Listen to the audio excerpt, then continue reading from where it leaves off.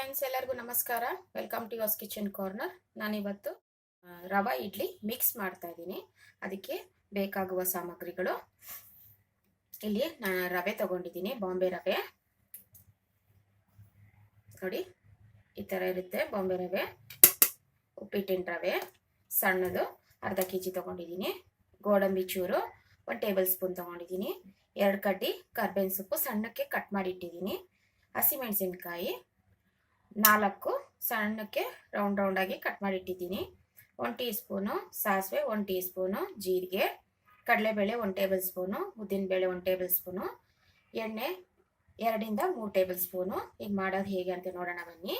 ಈಗ ಒಂದು ಕಡಾಯಿ ಇಟ್ಕೊಳ್ಳಿ. ಕಡಾಯಿ ಬಿಸಿ ಆದಮೇಲೆ ಎಣ್ಣೆ ಹಾಕ್ಕೊಳ್ಳಿ. ಎಣ್ಣೆ ಬಿಸಿ ಆಗಲಿ.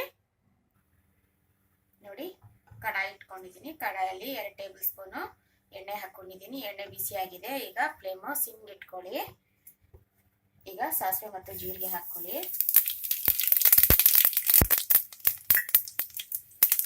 ಸಾಸಿವೆ ಜೀರಿಗೆ ಚಟಪಟ ಆದಮೇಲೆ ಹಸಿಮೆಣಸಿನಕಾಯಿ ಹಾಕ್ಕೊಳ್ಳಿ.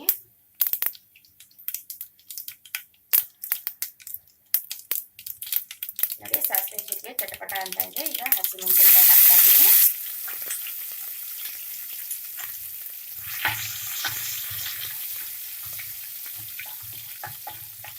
ಇದೆಲ್ಲ ಒಗ್ಗರಣೆ ಲೋ ಫ್ಲೇಮಲ್ಲಿ ಮಾಡ್ಕೋಬೇಕು.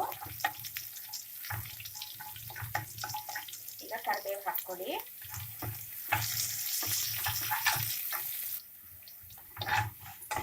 ನೋಡಿ, ಕರಿಬೇವು ಸ್ವಲ್ಪ ಕ್ರಿಸ್ಪಿಯಾಗಿ ಆಗಿದೆ. ಈಗ ಕಡಲೆಬೇಳೆ ಮತ್ತು ಉದ್ದಿನಬೇಳೆ ಹಾಕ್ಕೊಳ್ಳಿ. ಇದು ಕಂದು ಬಣ್ಣ ಬರೋವರೆಗೂ ಲೋ ಫ್ಲೇಮಲ್ಲಿ ಫ್ರೈ ಮಾಡ್ಕೊಳ್ಳಿ.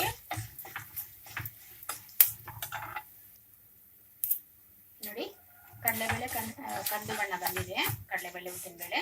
ಈಗ ಗೋಡಂಬಿ ಚೂರು ಹಾಕ್ಕೊಳ್ಳಿ. ಅದು ಸ್ವಲ್ಪ ಕಲರ್ ಚೇಂಜ್ ಆಗಲಿ, ಅಲ್ಲಿ ಗಂಟ ಫ್ರೈ ಮಾಡ್ಕೊಳ್ಳಿ. ಎಲ್ಲ ಲೋ ಫ್ಲೇಮಲ್ಲೇ ಮಾಡ್ಕೊಬೇಕು.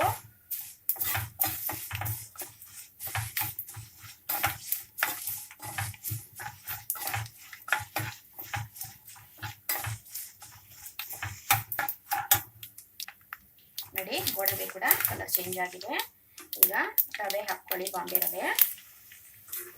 ಇದು ಸಣ್ಣ ಉರಿಯಲ್ಲಿ 2 ಇಂದ 3 ನಿಮಿಷ ಫ್ರೈ ಮಾಡ್ಕೊಳ್ಳಿ.